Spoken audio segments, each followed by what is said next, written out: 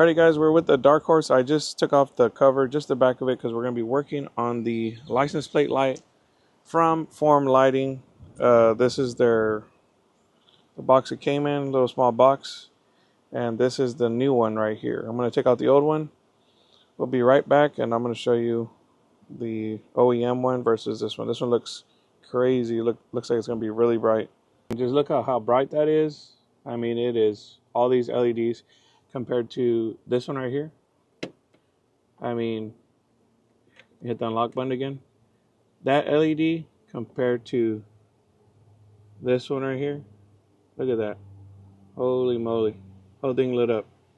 Let me mount it in there real quick. So with it on now, it's snapped back into place. The new one from Form Lighting. OEM right here. It's an OEM PCB board. Hit the unlock button. And it is very, very bright out here. The sun's out, and you can actually see the reflection of it on the plate already, even though the sun's out. That's how bright these lights are. Compared to the other ones from earlier, this is a really good upgrade. You know, it's like what they say, it's the little things, right? It's the little things. Y'all stay tuned for more content. I appreciate it. Don't forget to like, follow, and subscribe. Thanks, guys.